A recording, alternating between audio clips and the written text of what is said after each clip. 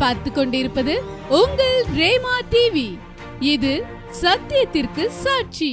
ஆண்டவராகிய இயேசு கிறிஸ்துவின் நாமத்தினாலே உங்கள் யாவருக்கும் என்னுடைய அன்பின் வாழ்த்துக்கள். பிரியமானவர்களே, இந்த நாளிலே ஆண்டவருடைய கிருபையாலே ஆண்டவர் நம்மை வரப்போகிற உபத்திரவ காலத்திற்கு நாம் எப்படி தப்பித்து கொள்ள வேண்டும் என்பதான செய்திகளை அவர் நமக்கு தருகிறார். ஒவ்வொரு நாளும் ஆண்டவர் நம்மோடு இடைபடுகிறார், பேசுகிறார். இந்த செய்திகளை கேளுங்கள், மற்றவர்களுக்கும் இந்த செய்திகளை அறிமுகப்படுத்துங்கள், ஆண்டவருடைய வருகைக்கு ஆயத்தப்படுங்கள். ஆண்டவருடைய வேதம் சொல்லுகிறது, லூக்கா 15ஆம் அதிகாரத்திலே 18வது வசனத்தை நான் உங்களுக்காக வாசிக்கிறேன். நான் எழுந்து என் தகப்பனிடத்திற்கு போய், தகப்பனே, பரத்துக்கு விரோதமாகவும் உமக்கு முன்பாகவும் பாவம் செய்தேன். இளைய குமாரனை குறித்து நாம் அறிந்திருக்கிறோம். நாம் இப்பொழுது அந்த இளையகுமாரனுடைய சரித்திரத்தை நாம் படிக்கப் போகிறதில்லை. அந்த இளைய குமாரனுடைய வாழ்விலே அவன் தெளிவாய் ஒரு தீர்மானம் எடுத்தான். நான் எழுந்து என் தகப்பனிடத்திலே போய், தகப்பனே, பரத்துக்கு விரோதமாகவும் உமக்கு முன்பாகவும் பாவம் செய்தேன் என்பேன். தீர்மானம்.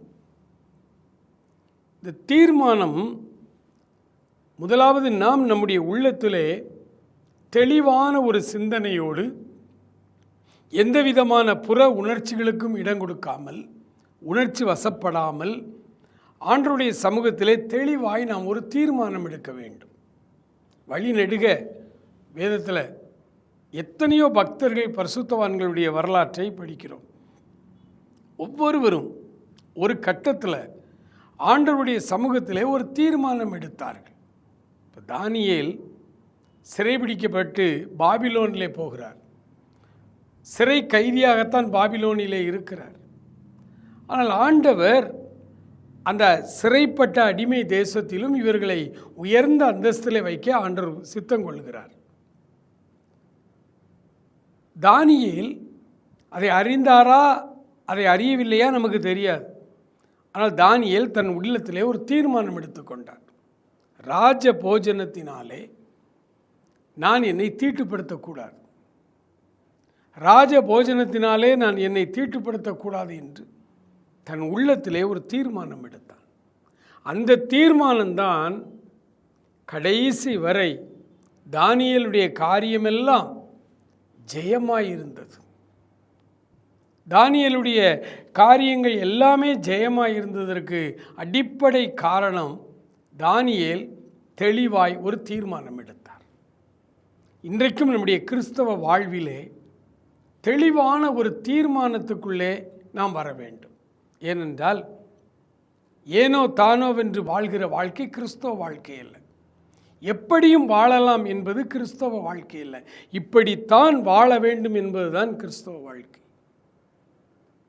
ஆக வரப்போகிற 2ஆம் வருகைக்கு முன்பாய் இந்த பூமி சந்திக்க போகிற அந்த உபத்திரவங்களிலே திருச்சபையாய், தேவ பிள்ளைகளாய் நாம் அந்த உபத்திரவத்திலே சிக்கிக்கொள்ளாதபடி, அந்த உபத்திரவத்தை தாங்கி கொண்டு அந்த உபத்திரவங்களின் வழியாய் நாம் நடந்து வர வேண்டும்.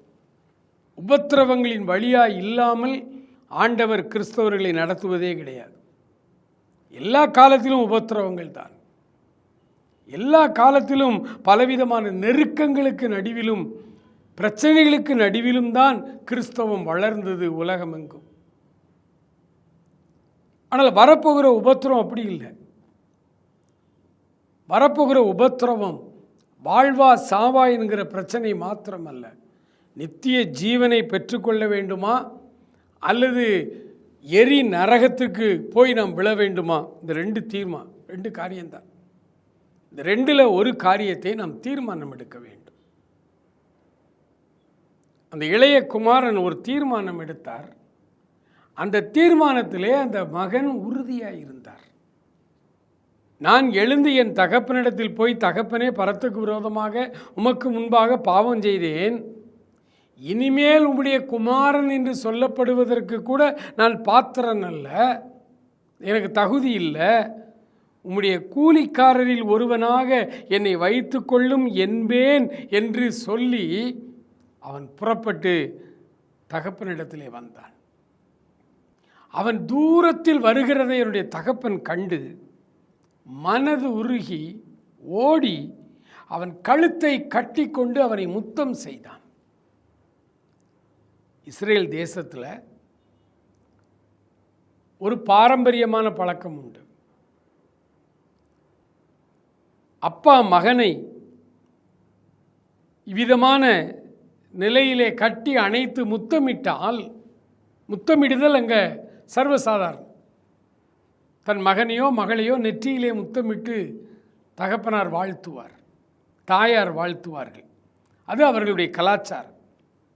ஆனால் இந்த முத்தமிடுதலுக்கு பின்னால் ஒரு மிகப்பெரிய வரலாறு இருக்கிறது.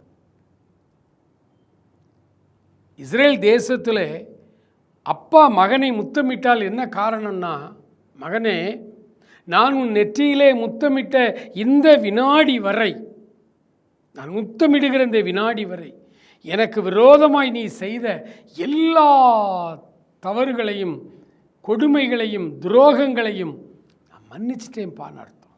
இன்று வரைக்கும் பெண் பிள்ளைகள் திருமணமாகி கணவன் வீட்டுக்கு கணவனோடு வழி அனுப்புகிற அந்த பெண் வீட்டிலிருந்து மகள் புறப்படுகிற அந்த சீன் ரொம்ப ஆச்சரியமாக இருக்கும். அது ஒரு மாதிரி அழுகை நிறைந்த சீனாக இருக்கும். மகள் இதுவரைக்கும் அப்பா வீட்டில் அம்மா வீட்டில் வாழ்ந்து வந்த வீட்டை விட்டுவிட்டு இன்னொருத்தருடைய வீட்டுக்கு அவள் புகுந்த வீட்டுக்கு போகிறாள்.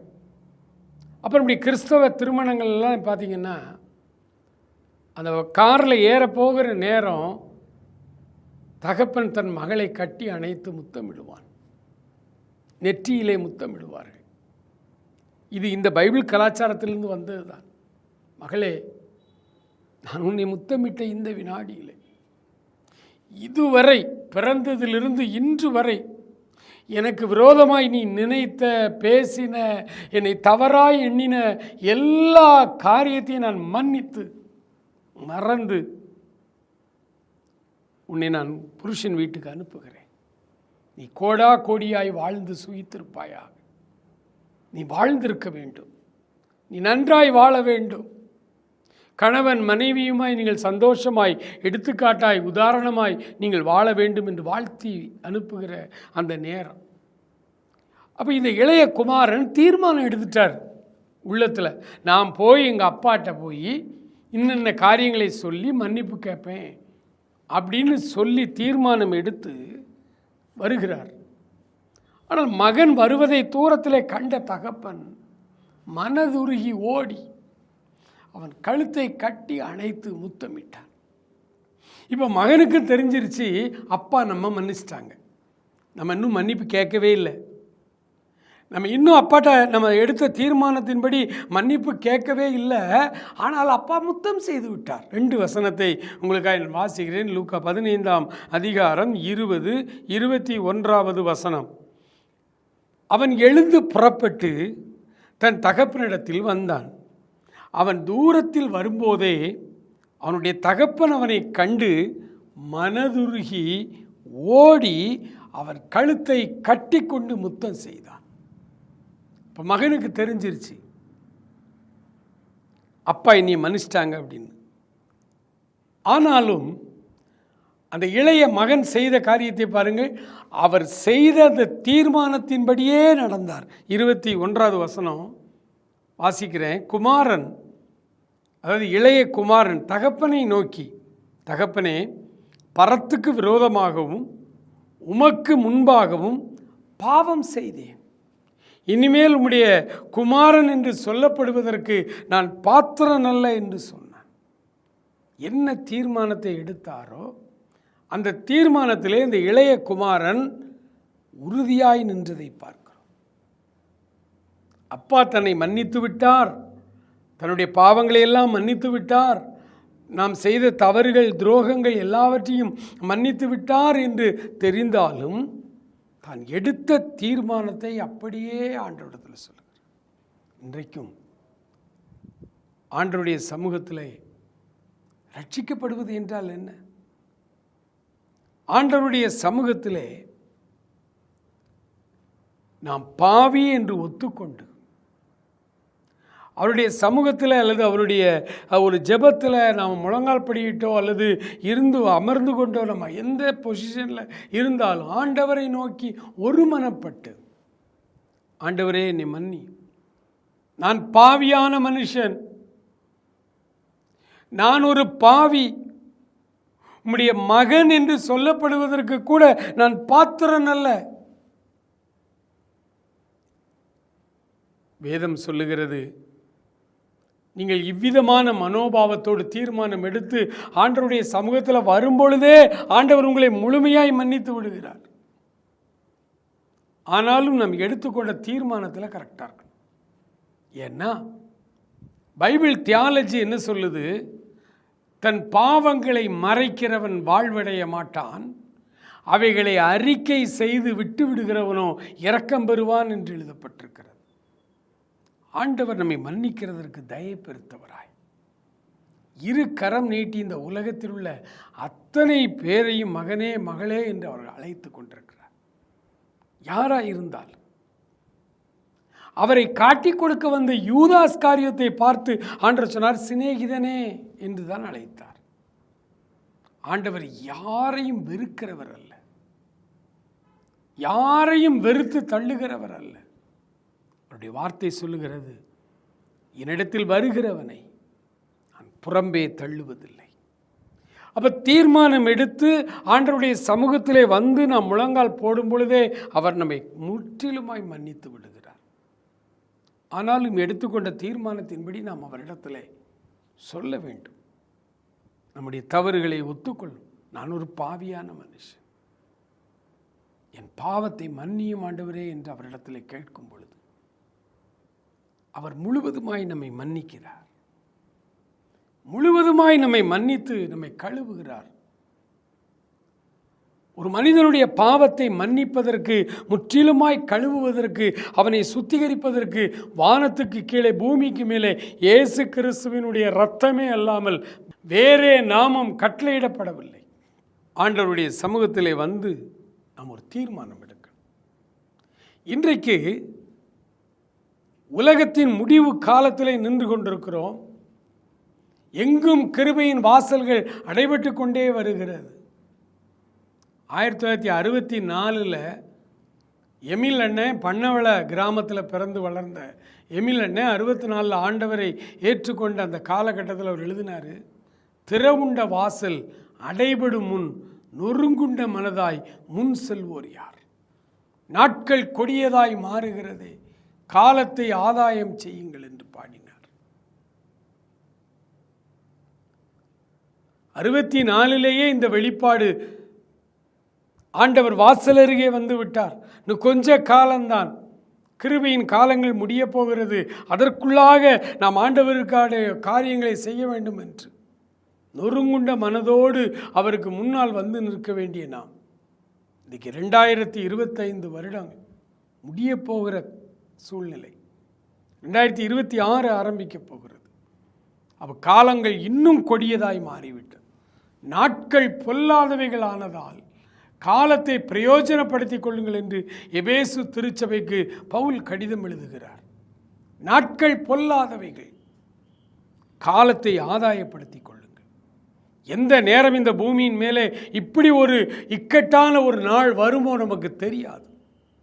அந்த நாள் வரும் முன்னே நீங்களும் நானும் போகிற இந்த உபத்திரவத்திற்கு நாம் தப்பித்து கொள்ள வேண்டும். வரப்போகிற இந்த உபத்திரவத்தின் வழியாய் நாம் தப்பி அவருடைய நித்திய ஜீவனுக்கு பங்குள்ளவர்களாய் போய் நாம் நிற்க வேண்டும். ஆண்டவர் மலை பிரசங்கத்தில் தன்னுடைய ஜனங்களுக்கு அழகான ஒரு சத்தியத்தை கற்றுக் கொடுத்தார். 2 பாதை இருக்கிறது. ஒன்று அழிவுக்கு நேராய் போகிற ஒரு பாதை, அது விசாலமான பாதை, அதன் வழியாய் அநேகர் போய்கொண்டிருக்கிறார்கள். இன்னொரு பாதை இடுக்கமான வாசல் உள்ள பாதை, வழி நெருக்கமான வாசல், ஒரு குறுகிய பாதை இருக்கு. அந்த பாதை வழியாய் சென்றால்தான் அந்த பாதையினுடைய முடிவிலே ஆண்டவர் நம்மை வரவேற்க அங்கே காத்து நிற்கிறார். ஆகவே இடுக்கமான நெருக்கமான வாசல் வழியாய் உட்பிரவேசிக்க பிரயாசப்படுங்கள். அழிவுக்கு போகிற வாசல் அகலமும் விசாலமாக இருக்கிறது. அதன் வழியாய் அதான் இஷ்டத்துக்கு வாழ்கிறவர்கள் இந்த பூமியில், எந்த நோக்கம் இல்லாமல், எந்த தீர்மானம் இல்லாமல், ஏன் பிறந்தோம், ஏன் சாப்பிட்டுக்கிட்டு இருக்கிறோம், என்ன நடக்குது நம்ம வாழ்க்கையில், இப்படியே காலங்கள் போய்கொண்டே இருக்கிறதே, இது எதில் போய் முடியும், எந்த விதமான நோக்கம் சிந்தனையும் இல்லாமல் வாழ்கிறவர்கள் அந்த பெரிய பாதையிலே போகிறவர்களுக்கு சமம். அந்த பாதையினுடைய முடிவு அழிவு, அந்த பாதையினுடைய முடிவு நரகம். அங்கே போய் வாழ்ந்து முடித்து அங்கே போய் விழுந்துருவாங்க. ஆனால் வாழும் பொழுதே நெருக்கமான பாதை, இடுக்கமான பாதையை தெரிந்தெடுத்து அதற்குள்ளே நுழைந்து வரும்பொழுது கஷ்டம்தான். இந்த உலக வாழ்க்கை இறுக்கமான இடுக்கமான அந்த வாசல் வழியாய் அந்த பாதை வழியாய் செல்வது கஷ்டம்தான். ஆனாலும் அந்த உபத்திரவத்தை சகித்து கொண்டே அந்த உபத்திரவத்தின் பாதையிலே கஷ்டப்பட்டு அப்படியே நாம் அதை சகித்து கொண்டு போய்விடுவோமானால் பாதையினுடைய முடிவிலே உங்களுக்காக எனக்காக தன் ஜீவனையே கொடுத்த இயேசு காத்து நிற்கிறார். வா என் மகனே, வா என் மகளே, நீ கொஞ்சத்திலே உண்மை உள்ளவனாய் இருந்தீர், உன்னை அநேகத்தின் மேல் அதிகாரியாக்குவேன் என்று ஆண்டவர் நம்மை இரு கரம் நீட்டி அழைத்து கொண்டிருக்கிறார். எந்த பாதையை நீங்கள் தேர்ந்தெடுக்க வேண்டும் என்பது அந்த சாய்ஸ் உங்கள் கையில் இருக்கிறது. நீங்கள் தான் தீர்மானம் எடுக்க வேண்டும். ஏனென்றால் இந்த உலகத்தில் உள்ள எல்லா உயிரினங்களுக்கும் ஓரறிவு, ஈரறிவு, 3 அறிவு, 4 அறிவு, 5 அறிவு தான். தீர்மானம் எடுக்கும் திறமை எந்த விலங்கினங்களுக்கும் பறவைகளுக்கும் இல்லை. ஏன்னா அது அவைகளுக்குள்ள ஆத்மா கிடையாது. அதனால தான் அதை அடித்து சாப்பிட்றோம். ஆனால் மனிதனுக்குள்ளே 6 அறிவு, 6வது அறிவு, அதான் சுயாதீன அறிவு, நன்மை தீமை அறியத்தக்க அறிவு, பகுத்தறிவு. அந்த 6வது அறிவு தான் நமக்கு இந்த சாய்ஸை கொடுக்குது. எந்த வழியிலே இப்போ 2 வழியை வச்சாச்சு, உன் இஷ்டம், நீ எந்த வழியை வேணாலும் தேர்ந்தெடு, இதைத்தான் தேர்ந்தெடுக்க வேண்டும் என்று கடவுள் யாரையும் கட்டாயப்படுத்துவதில்லை. நம்முடைய ஆண்டவர் எந்த மனிதனையும் கட்டாயப்படுத்துவதில்லை. 2 பாதை இருக்குது. இந்த பாதையில் போனால் இன்னும் முடிவு, இந்த பாதையில் போனால் இன்னும் முடிவு. அவர் சொல்லிட்டார். மோட்சம், நரகம், எல்லா மார்க்கங்களும் இந்த 2 இடத்தை சொல்லுகிறது. ஒன்று மோட்சத்துக்கு நாம் போக வேண்டும், அல்லது நரகத்துக்கு போகணும். 2ல் ஏதாவது ஒன்றுக்கு தான் போகணும். ஆனால் எங்கே போகிறோம் என்பதை முடிவு செய்கிற வாழ்க்கை தான் இந்த குறுகிய வாழ்நாள் காலம். நாம் வாழ்கிற இப்பொழுதே ஒரு தீர்மானம் எடுக்கணும். ஆண்டவரே, வரப்போகிற உபத்திரவத்தை நான் எதிர்கொள்ள, வரப்போகிற வேதனைகளுக்கு நான் தப்பித்து கொள்ள, வரப்போகிற வஞ்சகங்களுக்கு நான் என்னை தப்புவித்துக் கொள்ள நான் தீர்மானம் எடுக்கிறேன். ஆண்டவரே, அந்த தீர்மானம் பிலிப்பியருக்கு எழுதின நிருபத்தில் பவுல் அப்போஸ்தலன் மிக தெளிவாய் இந்த சபையாருக்கு எழுதுகிறார். இந்த சபையார் கொடிய உபத்திரவத்திலே கடந்து வந்து கொண்டிருக்கிறார்கள். வேலையெல்லாம் இல்லை, அரசாங்கம் எதிராக இருக்கிறது. அரசாங்கம் கிறிஸ்தவர்கள் அத்தனை பேரையும் கொலை செய்ய வேண்டும், அத்தனை ஆலயங்களையும் அடைக்க வேண்டும் என்கிற ஒரே நோக்கத்தோடு ரோம அரசாங்கம் செயல்பட்டு கொண்டிருக்கிறது. அதன் நடுவிலே அந்த ஒரு சின்ன சபையிலே ஜனங்கள் ஆண்டவரை ஆராதித்து கொண்டிருக்கிறார்கள். அவர்களுக்கு பவுல் தன்னுடைய தீர்மானத்தை அவர் எழுதுகிறார். பிலிப்பியர் 3ஆம் அதிகாரம் 12, 13, 14 3 வசனங்களை உங்களுக்காக நான் வாசிக்கிறேன். நான் அடைந்தாயிற்று அல்லது முற்றிலும் தேறினவனானேன் என்று எண்ணாமல், கிறிஸ்து இயேசுவினால் நான் எதற்காக பிடிக்கப்பட்டேனோ அதை நான் பிடித்து கொள்ளும்படிக்கு ஆசையாய் தொடர்கிறேன். சகோதரரே, அதை பிடித்து கொண்டேன் என்று நான் எண்ணுகிறதில்லை. ஒன்று செய்கிறேன், பின்னானவைகளை மறந்து முன்னானவைகளை நாடி கிறிஸ்து இயேசுவுக்குள் தேவன் அழைத்த பரம அழைப்பின் பந்தய பொருளுக்காய் லக்கை நோக்கி தொடர்கிறேன். கிறிஸ்தவ வாழ்க்கை என்பதே ஒரு ஒலிம்பிக்கில் ஓட்டப்பந்தயம் எப்படி நடக்கிறதோ அதற்கு ஓமையாய் ஒப்புமைப்படுத்தி எழுதுகிறார். பவுல் காலத்தில் தான் ஏதேன்ஸில், கிரீக் தேசத்தில் ஏதேன்ஸில் முதல் ஒலிம்பிக் போட்டிகள் ஆரம்பித்தது. அந்த போட்டியிலே வெற்றி பெறுகிறவர்களுக்கு ஒலிவ இலை, ஒலிவ மரத்தில் உள்ள ஒலிவ இலை, அந்த ஆலிவ் லீவ்ஸ், அதை எடுத்து அதை ஒரு கிரீட மாதிரி செய்து அதை தலையிலே அணிவிப்பார். இன்றைக்கு தங்கப்பதக்கம், வெள்ளி பதக்கம், வெண்கல பதக்கம் என்று இன்றைக்கு கொடுக்கிறார்கள். அன்றைக்கு அதெல்லாம் கிடையாது. அந்த ஓட்டப்பந்தயத்திலே முதலாவது வருகிறவனுக்கு ஒலிவ இலையிலே செய்த ஒரு கிரீடத்தை வைப்பார்கள். அது வாடி போகிற கிரீடம். அந்த கிரீடத்தை வைப்பார்கள். பவுல் வாலிபனாக இருந்த காலத்தில் இயல்பாகவே கேம்ஸ் மேலே அவருக்கு அளவு கடந்த ஒரு பிரியம். ஒவ்வொரு முறை அங்கே ஒலிம்பிக் ஏதேன்ஸில் நடக்கும் பொழுதும் கேலரியில் பார்வையாளர் வரிசையிலே பவுல் இருந்து பார்த்து கொண்டிருப்பார். ஆகவே தான் பல நிருபங்களிலே அவர் எழுதும் பொழுது இந்த ஓட்டப்பந்தயத்தையும் கிறிஸ்தவ வாழ்வையும் அப்படி இணைத்தே அவர் எழுதுகிறதை பார்க்கிறோம். அவர் சொல்கிறாரு, இயேசு கிறிஸ்துவினால் எதற்காக நான் பிடிக்கப்பட்டேனோ அதை நான் பிடித்து கொள்ள ஆசையாய் தொடர்கிறேன். அதை பிடித்து கொண்டேன் என்று எண்ணுகிறதில்லை. பின்னானவைகளை மறந்து முன்னானவைகளை நாடி லக்கை நோக்கி தொடர்கிறேன். லக்கு, ஒரு இலக்கு நிர்ணயித்திருக்கு, அதான் தீர்மானம். அந்த இலக்கு என்ன? பரம அழைப்பின் பந்தய பொருள். பரம அழைப்பு, அதற்கான ஒரு பந்தய பொருளுக்காக அந்த இலக்கை நோக்கி நான் தொடர்கிறேன். எனக்கு இந்த வலது பக்கம் என்ன நடக்குது, இடது பக்கம் என்ன, அதெல்லாம் எனக்கு கவலை இல்லை. இங்கே யார் ஓடுறா, அங்கே யார் ஓடுறா, அதெல்லாம் எனக்கு கவலை. என்னுடைய கண்கள் நேராய் அந்த ஒலிவ கிரீடம், கடவுள் எனக்கு தரப்போகிற வாடாத ஒரு ஜீவ கிரீடம், அதை நோக்கி நான் ஓடிக்கொண்டிருக்கிறேன். தன்னுடைய வாழ்வின் இறுதி பகுதி வருகிறது. பவுல் வயதாக நிலைமையிலே தன்னுடைய வாழ்வின் இறுதி பகுதியிலே அவர் ஒரு காரியம் சொல்கிறார். 2 தீமோத்தேயின் புத்தகத்தில் தீமோத்தேக்கு எழுதுகிறார். 2 தீமோத்தேயு 4ஆம் அதிகாரத்தில் 7வது வசனத்தை நான் உங்களுக்காக வாசிக்கிறேன். நல்ல போராட்டத்தை போராடினேன், ஓட்டத்தை முடித்தேன், விசுவாசத்தை காத்துக்கொண்டேன். இது முதல் நீதியின் கிரீடம் எனக்காக வைக்கப்பட்டிருக்கிறது. அவர் ஓட்டப்பந்தயத்தை குறித்து கிறிஸ்துவ வாழ்வை இணைத்து சொன்னார். ஆனால் அதன்படியே வாழ்ந்து காண்பித்தார். தன்னுடைய வாழ்வின் இறுதியிலே தீமோத்தேயுக்கு சொல்கிறார், எப்பா, நல்ல போராட்டத்தை போராடினேன், ஓட்டத்தை முடித்தேன், விசுவாசத்தை காத்துக்கொண்டேன். எனக்காக ஜீவ கிரீடம் வைக்கப்பட்டிருக்கிறது. எனக்கு மாத்திரமல்ல, அவருடைய பிரசன்னமாகுதலை விரும்புகிற யாவருக்கும் அவர் ஜீவ கிரீடத்தை வைத்திருக்கிறார். ஓட்டப்பந்தயத்தை பொறுத்தளவில் முதலாவது வருகிறவனுக்கு மட்டும்தான் கிரீடம். ஆனால் கிறிஸ்தவ வாழ்விலே அவர்களுக்கு நியமிக்கப்பட்ட ஓட்டத்தை பொறுமையோடு நிதானமாக ஓடி முடித்தாலே போதும். எல்லாருக்குமே ஜீவ கிரீடம் உண்டு, எல்லாருக்கும் ஒரு கிரீடம் உண்டு.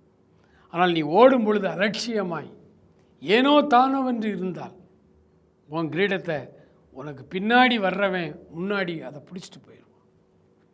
அதனால தான் வெளிப்படுத்தின விசேஷத்தில் யோவான் எச்சரிக்கிறார், உன் கிரீடத்தை ஒருவனும் எடுத்துக்கொள்ளாதபடி உனக்குள்ளதை பற்றி கொண்டு பிடிச்சிக்க, சிக்குன்னு பிடிச்சிக்க.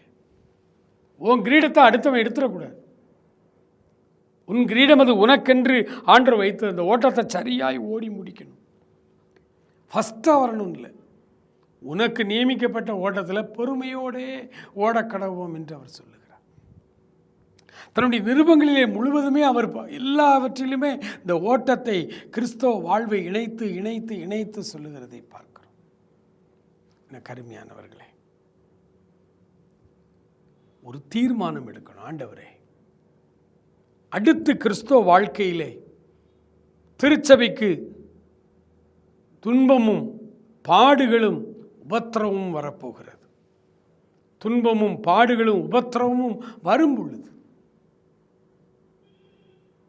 நான் என்ன செய்வேன்? ரொம்ப வருஷத்துக்கு முன்பாக அமெரிக்க ஐக்கிய நாடுகளின் ஒன்றிலே தீவிரவாதிகள் கிறிஸ்தவத்துக்கு விரோதமாய் எழுப்பினார்கள்.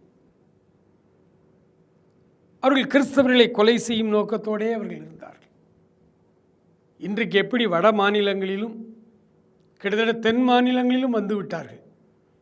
ஆராதனை நடக்கும் பொழுது, ஞாயிற்றுக்கிழமை ஆராதனை நடக்கும் பொழுது RSS, பஜ்ரங் தள், பிஜேபி ஆட்கள், அதில் இருக்கிற மத வெறியர்கள் ஆராதனை நடக்கும் பொழுதே உள்ளே புகுந்து அந்த பாஸ்டரை, அங்கே இருக்கிற மக்களை எல்லாம் அடித்து விரட்டுகிறது. அந்த பாஸ்டரை சிறைச்சாலையிலே கொண்டு போடும் வரைக்கும் அங்கே காவல்துறை முழுக்க முழுக்க இவர்களுக்கு உதவி செய்து கொண்டிருக்கிறது.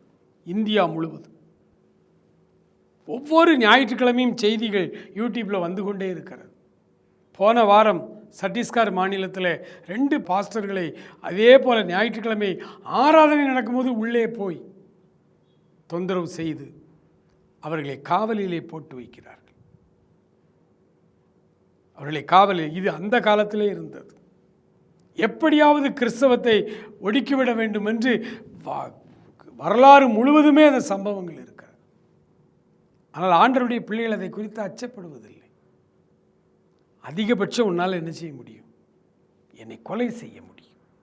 ஒரு மனிதனை இன்னொரு மனிதன் எதிர்த்து வெறியோடு வந்து அவனுக்கு தீங்கி இழைக்கணும்னா அதிகபட்ச தண்டனை என்ன? அவனை கொலை செய்து விடுவது. ஆண்டவர் மிக எளிதாய் மலை பிரசங்கத்தில் சொன்னார், உங்களுடைய சரீரத்தை மாத்திரம் கொல்லுகிறவர்களுக்கு நீங்கள் பயப்பட வேண்டாம். துப்பாக்கி எடுத்து நெற்றியிலே வைத்து கொண்டு இயேசு கிறிஸ்துவை நீ மறுதலிக்க வேண்டும் என்று சொன்னால் அவர்களுக்கு நீங்கள் பயப்பட வேண்டாம். அதிகபட்சம் என்ன செய்வாங்க? ஒரு குண்டு செத்து விழுந்து விடுவீர்கள், அவ்வளோதான். உள்ளே இருக்கிற ஆவியும் ஆன்மாவையும் அவர்களால் ஒன்று செய்ய முடியாது. அந்த ஆவியையும் ஆத்துமாவையும் ஒருங்கே பாதாளத்துக்குள்ளே, நரகத்துக்குள்ளே தள்ளுகிற வல்லமையுடைய தெய்வத்திற்கு மாத்திரம் பயப்படுங்கள். உலக அதிகாரங்களுக்கு, ஆட்சிகளுக்கு பயப்பட வேண்டியதில்லை. கிறிஸ்தவர்கள் அன்றைக்கும் சரி இன்றைக்கும் சரி சிறைச்சாலைக்கு போவதை குறித்து அஞ்சுவதில்லை, பயப்படுவதில்லை. தன்னுடைய ஜீவனை கொடுத்தும் அவர்கள் பயப்பட, ஏன்னா சாவு எங்களுக்கு ஜீவன், மரணம் எங்களுக்கு விடுதலை. இங்கே நாங்கள் கண்ணை மூடினால் நாங்கள் அங்கே கண்ணை திறப்போம். இங்கே இவர்கள் எங்களை ஒருவேளை கொலை செய்தால் அடுத்த வினாடி இரத்த சாட்சியாய் ஆண்டவருடைய சமூகத்திலே கண் விழிப்போம். எங்களுக்கு மகிழ்ச்சி, ஆனந்தம். நாங்கள் அதற்காக எப்பொழுதும் ஆயத்தமாக இருக்கிறோம். ஆலயத்திற்குள்ளே அமெரிக்காவில் திடீரென்று தீவிரவாதிகள் உள்ளே வந்து விட்டார்கள். எல்லாரும் கன் வைத்திருந்தார்கள். அவர்கள் சொன்னார்கள், பைபிளெல்லாம் கீழே போட்டு அதில் துப்பி அது மேலே ஏறி நின்று இயேசு கிறிஸ்துவை மறுதலிக்கிறேன்னு சொல்லுங்க, உங்களை விட்டுறேன், மற்றபடி யாரையும் விட மாட்டோம், கொலை பண்ண போகிறோன்னு சொன்னாங்க. சிதறி ஓடிவிட்டார்கள். அந்த ஆலயத்தில் இருந்த மெஜாரிட்டி மக்கள் ஆண்டவரை மறுதலித்து வெளியே ஓடிவிட்டார்கள். ஆனால் ஒரு சிறுவன், ஒரு 12 வயது 13 வயது இருக்க ஒரு சிறுவன் மாத்திரம் வேதத்தை கீழே போடாமல் நெஞ்சோடு பைபிளை அணைத்து கொண்டு அப்படியே நின்று கொண்டிருந்தான். அவருடைய அப்பாவும் அம்மாவும் மறுதலிச்சுட்டு வெளியில் போயிட்டாங்க. அவர்கள் அங்கே நின்று கூப்பிட்றாங்க, தம்பி இங்கே வா வான்னு கூப்பிட்றாங்க. ஆனால் இவன் அப்பா அம்மாவெல்லாம் பார்க்கல, அப்படியே நின்றுட்டு இருந்தான். அப்போ அந்த தீவிரவாதிகளில் ஒருத்தர் கேட்டான், தம்பி விவரம் தெரியாமல் நிற்கிறியா? மறுபடியும் சொல்கிறேன், இயேசு எனக்கு வேண்டாம்னு சொல்லி அந்த பைபிளை கீழே போட்டுட்டு நீ வெளியில் போ, உன்னை விட்டுடுறான். இல்லை இந்த இயேசு தான் எனக்கு வேணும்னு சொன்னீங்கன்னா உன்னை சுட்டு கொல்ல போகிறோம் அப்படின்னு. அவன் மிகுந்த தைரியமாய் சொன்னான், அங்கிள் என்னை சுடுங்க, அங்கிள் என்னை கொலை பண்ணுங்க, நான் என்னுடைய வேதத்தை விட முடியாது. நீங்கள் இங்கே என்னை கொலை செய்தால் நான் பிழைச்சிருவேன், நீ செத்துருவேன் அப்படின்னா. அவனுக்கு புரியல. எப்படிரா நான் உன்னைய துப்பாக்கி வச்சு சுட்டா நீ தானே சாவ, நான் உயிரோடு தானே இருக்கிறேன். இல்லை அங்கிள், நீங்கள் என்னைய சுட்டீங்கன்னா நான் உயிரோடு இருப்பேன், நீங்கள் செத்துருவீங்கன்னா. புரியலை, நீ சொல்லு அங்கிள், என்னை நீங்கள் சுட்டீங்கன்னா என்னுடைய சரீரம் செத்து இந்த பூமியில் விழும். எனக்குள் இருக்கிற நான் ஆவியும் ஆத்துமாவும் அப்படியே நான் பரலோகம் போய் ஏசப்பாவை கட்டி பிடிச்சிக்கிடுவேன். அப்புறம் எனக்கு சாவே கிடையாது. ஆனால் என்னை நீங்கள் சுட்டுட்டீங்கன்னா அடுத்து நீங்கள் நரகத்துக்கு தான் போகணும். அந்த நரகத்துக்கு போகிறது அங்கேயுமே உங்களுடைய ஆவி ஆத்மா சாகாது, அங்கே உயிரோட வேதனைப்பட்டுக்கிட்டு இருக்கும். அதுக்கு பேர் தான் 2ஆம் மரணம் அங்கிள். அது ஒரு மரணத்துக்கு சமம். அங்கே போயிட்டீங்கன்னா பிறகு வாழ்வு இல்லை உங்களுக்கு. என்னையை சுட்டுட்டீங்கன்னா நீங்கள் அங்கே தான் போகணுன்ட்டு சொன்ன அடுத்த வினாடி துப்பாக்கி நாளை அவனை சுட்டார்கள். அவன் அப்படியே கீழே பயந்து அந்த துப்பாக்கி சூட்டினுடைய சத்தம் அதில் அப்படியே தான் செத்துட்டோன்னே கீழே விழுந்துட்டான், சாகலை. எல்லாம் முடிந்த பிறகு வந்து பார்த்தாங்க அவன் உயிரோடு தான் இருந்தான். அவனை சுட்ட அந்த துப்பாக்கி கொண்டு அவன் மார்போடு அணைத்து வைத்த அந்த வேதாகமத்தை துளைத்து கொண்டு நடுவில் அப்படியே இந்த புல்லட் நினைச்சு அவன் உடலை சின்ன காயம் கூட ஏற்படுத்தலை அந்த துப்பாக்கி. ஆண்டவர் அற்புதமாய் தன் பிள்ளையை காப்பாற்று. ஒருவேளை எல்லாரையும் அப்படி காப்பாற்றுவாரா? இல்லை, அந்த பையனுடைய வார்த்தை தான் முக்கியம், உண்மை. அப்படி அந்த குண்டு உள்ளே இறங்கி நாம் இங்கே மரித்தால் அடுத்த வினாடி நாம் ஜீவனோடு உயிரோடு அப்பா மடியில் இருப்போம். எனக்கு அன்பானவர்களே, இந்த உபத்திரவ காலத்தில் அநேகர் டெக்னிக்கலாலாம் சொல்லுவாங்க, நீ இப்போ அங்கே அவன் துப்பாக்கியை நீட்டிக்கிட்டு இருக்கான், மறுதளிச்சுட்டு நீ வந்துறியா? உயிர் பிழைக்கிறதா முக்கியம், நீ வந்துரு. அப்புறம் மனசுக்குள்ளே இயேசுவே இயேசுவேன்னு சொல்லிக்க. இல்லை பிரியமான, அதற்கு நம்ம செத்துடலாம். ஆண்டவர் சொன்னார், மனிதர்கள் முன்பாக என்னை அறிக்கையிடுகிறவன் பிதாவுக்கு முன்பாக அவன் பேரை நான் சொல்லுவேன். எனக்கு அன்பானவர்களே, உபத்திரவத்திலே நீங்கள் மிகுந்த பொறுமையோடு இந்த தீர்மானத்தை எடுத்துக்கொள்ளுங்கள். இனி அடுத்து உபத்திரவங்கள் வரப்போகிறது. அந்த உபத்திரவங்களுக்கு நான் பாத்திரவானாய் நான் அதை கடந்து வருவதற்கு ஆண்டவரே எனக்கு நீ கிருபை தார், உடைய வார்த்தைகளை தார். அன்பு நிறைந்த பரலோக பிதாவே, இந்த அருமையான வேலைக்காய் நன்றியோடு உம்மை துதிக்கிறோம், ஸ்தோத்திரிக்கிறோம். நீங்களோடு இடைப்பட்டு பேசுகிற கிருபைகளுக்காய் ஸ்தோத்திரம். ஆண்டவரே, வரப்போகிற உபத்திரவங்களுக்கு ஆண்டவரே நாங்கள் தப்பி பிழைக்க, வஞ்சிக்கப்படாதபடி இருக்க இப்பொழுது ஒரு தீர்மானம் எடுக்கிறோம். எங்களுக்கு விசாலமான அகலமான பாதை தேவையில்லை, இடுக்கமான பாதையை நாங்கள் தெரிந்தெடுக்கிறோம். அதற்குள்ளே புகுந்து அதற்குள்ளே நடந்து வர நாங்கள் பிரயாசம் எடுக்கிறோம். வரப்போகிற உபத்திரவத்திற்கு எங்களை பாதுகாத்தருள், ஆசீர்வதியும். இயேசு கிறிஸ்துவின் நல்ல நாமத்தில் ஜெபிக்கிறோம் எங்கள் அருமை பிதாவே. ஆமேன், ஆமேன்.